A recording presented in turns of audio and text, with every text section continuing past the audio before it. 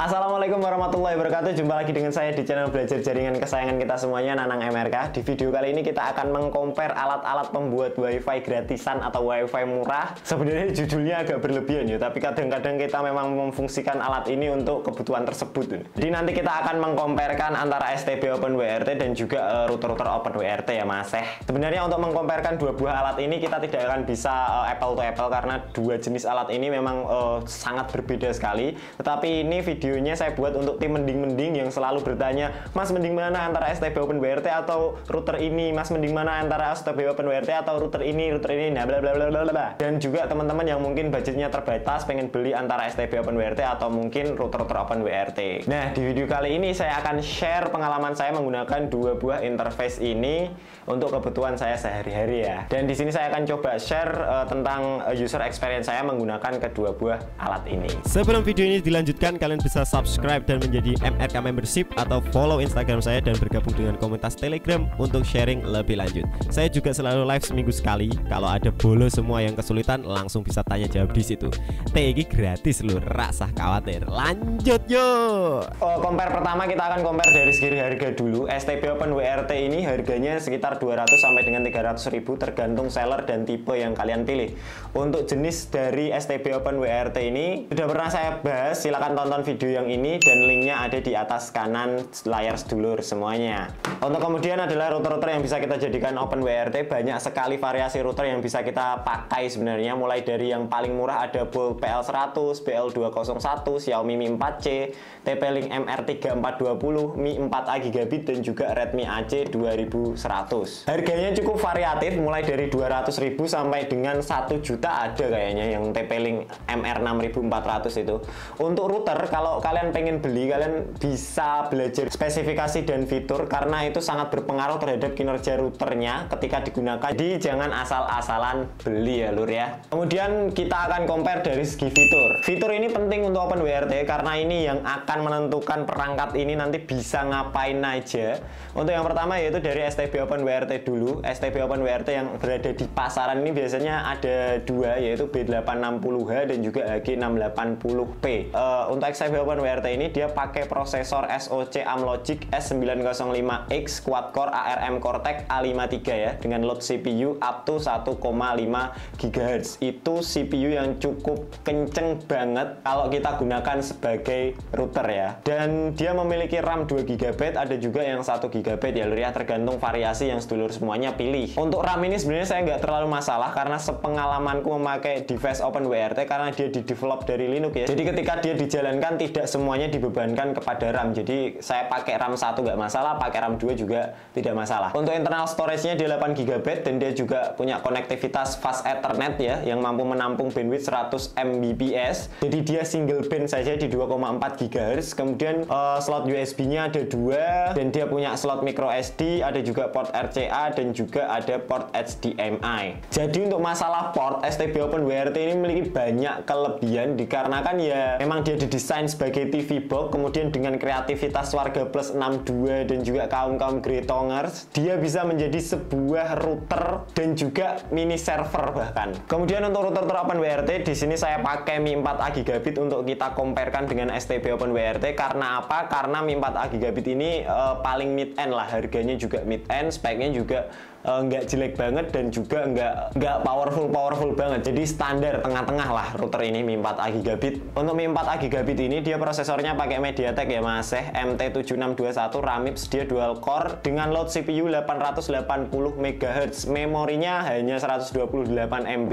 Memiliki 3 buah gigabit Ethernet, jadi dia bisa dilewati bandwidth sampai dengan 1000 Mbps. Kemudian dia memiliki 4 buah antena dan dia WiFi 802.11bgNAC. Jadi dia sudah dual band 2,4 GHz dan juga 5 GHz. Untuk secara spesifikasi router ini memang kalah dengan STB yo. Karena apa? Karena ya memang dia router. Tidak ada brand yang membuat router dengan spesifikasi sepowerful STB karena dia router, bukan didesain sebagai Android TV box seperti STB ya lur. Nah, sebelum kita compare keduanya, saya akan jelaskan dulu. Bisa kita katakan OpenWRT ini adalah sebenarnya firmware life hack ya lur ya. Kita bisa menanam menanamkan firmware-nya ke dalam router, kita bisa menanamkannya kepada STB, komputer bahkan. Tetapi perlu diingat bahwa awalnya STB ini diciptakan sebagai TV box. Jadi sebagaimana kita pada umumnya, kita hanya menyalakan TV pas pengen nonton TV saja. Sedangkan kalau kita memutuskan menjadikan STB ini menjadi Open WRT, maka dia akan menjadi router yang harus mengaliri kita internet untuk 24 jam. Jadi kita akan mengepus STB ini. Sedangkan kalau untuk router, dia memang bertugas untuk bisa mentransmisikan data internet dalam jangka yang lama. Kemudian compare berikutnya adalah tentang setup internet ya. Jadi perlu dicatat juga sedulur semuanya bahwa kedua alat ini mereka tidak bisa menambahkan speed internet kita. Jadi dia hanya berisikan firmware router yang open source. Jadi dia memang hanya sebagai router saja ya lur ya. Untuk bisa mendapatkan koneksi internet dia butuh sumber internet yang lain seperti modem atau kita bisa pakai sumber-sumber internet yang lainnya. Untuk setup internetnya di STB Open WRT ini karena dia hanya memiliki sebuah port Ethernet ya. Biasanya para developer pembuat firmware akan memfungsikan sebagai LAN ya lur ya. Sedangkan untuk memasukkan internet ke dalam STB ini harus lewat port USB-nya. Tidak masalah ketika kalian memakai modem-modem stick ya. Tetapi masalahnya jika kalian memakai modem atau router home zaman sekarang seperti Orbitstar 2 atau Advan CPE, kalian harus beli lagi yang namanya USB to LAN dan harganya itu sekitar 120 sampai 350 ribu tergantung brand. Jadi kita harus menambah kocek lagi ya lur ya. Sedangkan untuk router kebalikannya dari STB, karena dia tidak punya port USB, jadi kalian hanya bisa masukkan sumber internetnya lewat port Ethernet saja. Kemudian kita akan comparekan untuk WiFi yang dipancarkan dari kedua device ini.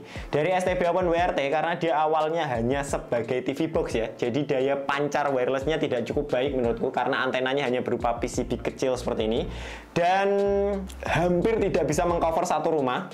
Maka dari itu biasanya saya menambahkan router tambahan dan biasanya saya pakai TP-Link TLWR 840 ya sebagai akses pointnya lagi yang harganya itu sekitaran 150 sampai dengan 200 ribu lah. Sedangkan untuk router karena dia adalah router ya, jadi Anda tidak usah khawatir, yang tugasnya dia itu memang diciptakan untuk bisa mentransmisikan data dan memancarkan wireless gitu. Apalagi di Mi 4A gigabit ini wireless yang ditransmisikan dia sudah dual band, jadi 2,4 dan 5 GHz, artinya itu Wi-Fi-nya bisa mentransmisikan data sampai dengan melebihi 100 Mbps ya lur ya. Di sini saya akan mencoba memasukkan internet dengan bandwidth kurang lebih 175 MB ke dalam dua buah device ini. Pertama kita akan coba di STB Open WRT. Saya akan memasukkan lewat USB to LAN TP-Link UE300, di mana USB to LAN ini dia bisa menampung bandwidth sampai dengan 1000 Mbps dan kita akan coba speed test untuk WiFi dari STB, dia mampu mentransmisikan berapa MB.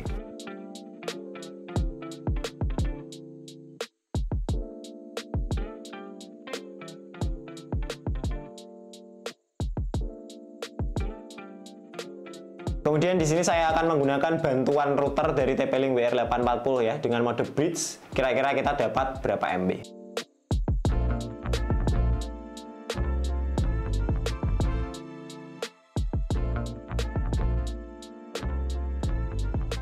Berikutnya kita akan coba memasukkan bandwidth yang sama ke dalam Mi 4A gigabit dan kita akan coba wirelessnya dia bisa mampu mentransmisikan sampai dengan berapa MB.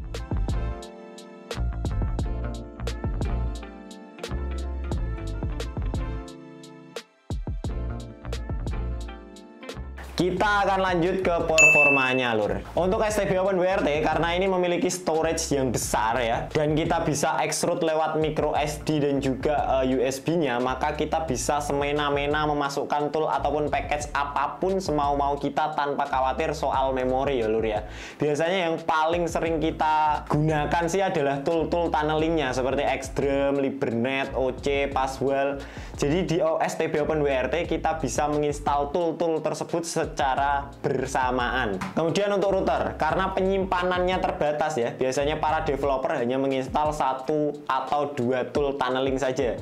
Jadi kalau kalian pengen ganti tool kalian harus ganti firmware-nya ya lur ya. Karena sekali lagi memorinya terbatas kalau router. Kemudian kita akan uji coba kedua interface ini. Di sini saya akan coba push mereka berdua untuk menggunakan fitur tunneling. Kenapa? Karena ketika kita tunneling, kinerja prosesornya akan bertambah dan sehingga kalau performanya dia menurun maka tunnelingnya akan disconnect gitu ya lur ya. Untuk setup percobaannya di sini saya akan menggunakan modem yang sama yaitu Orbit Star 2 di frekuensi yang sama juga yaitu B40 atau 2300 dengan provider yang sama, tool yang sama dan juga firmware yang saya pakai di Mi 4A Gigabit dan juga STB-nya dikompil oleh orang yang sama yaitu teman saya dari channel Ahmad PR Bet dan dengan akun VPN yang sama juga dari VPS pribadi saya dan di waktu yang hampir bersamaan juga. Jadi saya akan coba usahakan secara apple to apple, head to head. Jadi untuk STB Open WRT di sini saya akan pakai firmware-nya Mas Ahmad PR yang ini wireless on ya.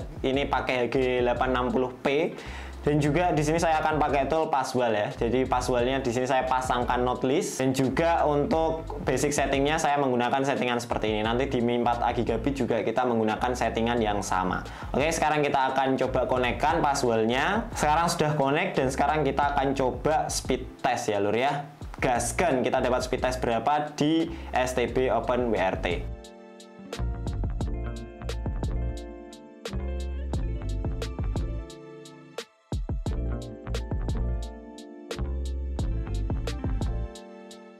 Dan ini adalah hasil speed testnya dari STB Open WRT menggunakan wireless internalnya. Berikutnya kita akan menggunakan bantuan dari TP-Link WR840 sebagai akses pointnya dengan mode bridge. Jadi dia langsung dapat IP dari STB dan kita akan coba kita dapat speed test berapa.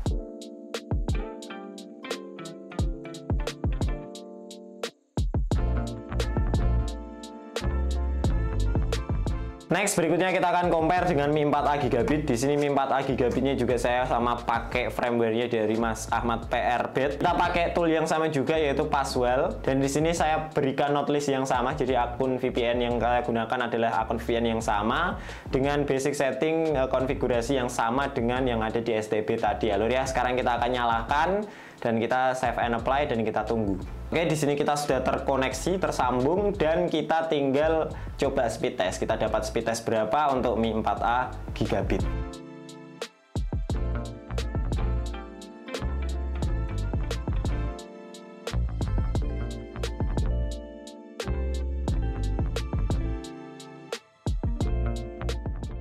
Setelah kita compare kedua buah alat ini, izinkan saya memberikan penilaian subjektif saya sebagai user ya lur ya. Jadi untuk kelebihan dari STB Open WRT ini, karena memorinya cukup besar, variasi portnya juga banyak, sehingga kita tidak hanya bisa menjadikan STB ini sebagai router Open WRT saja ya, tetapi kita juga bisa menggunakannya sebagai mini PC ketika kita menginstal Linux Ambient di dalamnya. Terus kemudian kita bisa menjadikan game station dan juga paling penting untuk hidup saya itu saya bisa menggunakan dia sebagai NAS storage atau server lokal lah ya, dengan menambahkan hard disk di port USB-nya. Terus kemudian si STB Open WRT ini developernya sudah banyak sekali ya lur ya. Dan yang paling sering update di channel YouTube adalah Mas Rere dari channel Indonesia Tech, kemudian ada Helmi WRT dari Ahmad PR, Alkanet, ada juga Wegare, ada Rureka, serta ada teman-teman saya yang lain aja Mas Agus Riawan dan yang lain-lain lah ya. Jadi kalian nggak usah khawatir kalau pengen update firmware tanpa harus bisa mengcompile Open WRT-nya, karena kita bisa menggunakan firmware-firmware yang sudah dikompil oleh mereka-mereka itu. Kemudian untuk kekurangannya si STB ini kalau kita mau jadikan Open WRT, menurutku sih dia terlalu ribet setupnya ya. Jadi kabel di mana-mana ruwet lah pokoknya. Kita butuh supply daya yang banyak karena kita butuh alat-alat penunjang tadi, dia nggak bisa stand alone ya, tidak bisa sendirian. Dan juga alat-alat tambahannya kalau kita total juga nggak murah. Dan kemudian yang saya rasakan ketika saya gunakan sehari-hari si STB Open WRT ini, dia mengalami load atau overload lah, terlalu panas apabila digunakan terus-menerus ya. Meskipun kita bisa life hack dengan menambahkan kipas dan kita bisa mengganti handsiknya menjadi yang lebih besar gitu ya, tapi memang dia kalau kita push terus-menerus nggak kuat sih menurutku. Ada kalanya kita harus berhenti ya lur ya. Kemudian untuk kelebihan dari router-router OpenWRT, menurut saya kalau kita menggunakan router-router OpenWRT ini, yang pertama adalah praktis, tidak terlalu banyak nyolok, kemudian wireless yang ditransmisikan cukup baik, terus kemudian kita bisa menyalakan sampai dia lelah, sampai rusak, bahkan sampai kita mencabut powernya. Terus lebih enak dan nyaman aja kalau untuk tunneling karena tidak terlalu banyak yang dikonfigurasi menurutku loh ya. Terus untuk kekurangannya hanya bisa kita jadikan sebagai router saja atau alat tunneling saja. Dan kalau sedulur semuanya mau pengen alat OpenWRT-nya adalah router-router seperti ini, saya sarankan sih sedulur semuanya pakai laptop karena ada beberapa maintenance yang itu memang harus bisa diperbaiki menggunakan software-software yang ada di laptop gitu lur ya. Dan kemudian transfer protokolnya dia hanya mendukung SCP saja, dan di Android sebenarnya kita bisa SCP sih dengan termuk, tapi kita perlu paham dulu dasar-dasar Linux ya. Jadi saya sarankan kalau sedulur semuanya pengen pakai router-router atau yang lain-lain, saya sarankan sedulur semuanya untuk punya laptop karena beberapa router mengharuskan kita untuk mengkonfigurasinya lewat laptop ketika ada maintenance ya. Dan begitulah kesimpulannya sedulurku semuanya. Jadi silahkan disesuaikan budget sedulur semuanya, silahkan disesuaikan dengan kebutuhan sedulur semuanya. Saya tidak condong ke menggunakan STB, saya juga tidak condong ke menggunakan router-router OpenWRT. Tinggal disesuaikan dengan kebutuhan sedulur semuanya pokoknya. Terima kasih sudah menonton Nanang MRK. Kalau saya ada tutur kata yang salah, saya mohon maaf. Dan kalau sedulur semuanya pengen beli alat-alat yang saya pakai, silakan cek di kolom deskripsi di bawah. Saya Nanang MRK. Wassalamualaikum warahmatullahi wabarakatuh.